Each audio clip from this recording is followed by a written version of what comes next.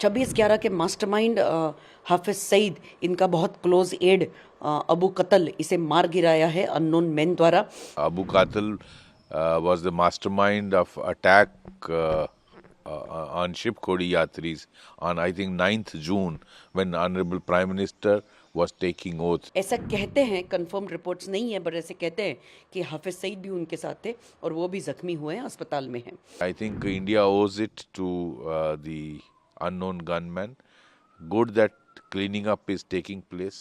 26/11 के मास्टरमाइंड हाफिज सईद, इनका बहुत क्लोज एड अबू कतल, इसे मार गिराया है अननोन मैन द्वारा।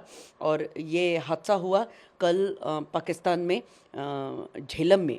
और ये जब हादसा जब हुआ तब ऐसा कहते हैं, कंफर्म रिपोर्ट्स नहीं है, पर ऐसे कहते हैं कि हाफिज सईद भी उनके साथ थे और वो भी ज़ख्मी हुए हैं, अस्पताल में हैं। अब ये जो अबू कतल है, ये 2024 में 9 जून को रियासी में जब यात्री हमारे ये बस में जा रहे थे, तब इस बस के ऊपर इन्होंने हमला किया था और बहुत घिनौने तरीके से इन यात्रियों को मारा था। ये बंदा अबू कतल, ये जम्मू कश्मीर में इसने आतंकवादी घटनाओं को बहुत सारे अंजाम दिया था। लश्कर ए तोयबा का ये है और पूंछ और रजौरी सेक्टर में ये ऑपरेट करता था।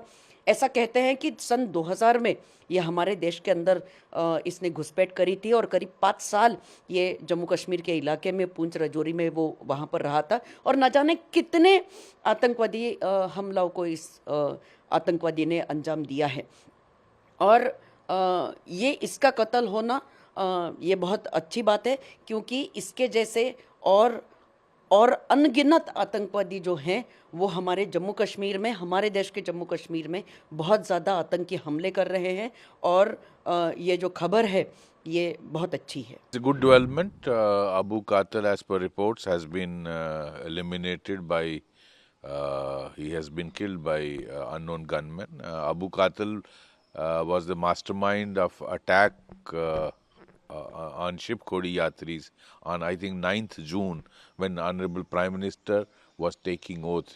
If you recall him, only at that moment when swearing in was going on, he attacked that bus, and I think 12 yatris got killed and many were injured.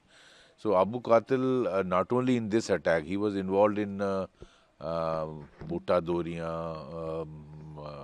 VDC attack, many other attacks in Rajouri Poonch area, and he was actually engineering infiltration from Kotli launching pad across Rajouri Poonch. In fact, whatever you saw in Rajouri Poonch as the escalation last year was because this man was very active, and he was taking orders directly. He, being a nephew of Hafiz Sayyid, he was taking orders directly from him. So this man, his elimination is a good development for India, and I think India owes it to the unknown gunman. Good that cleaning up is taking place of such rogue elements, and maybe Pakistan also gets relief from such people.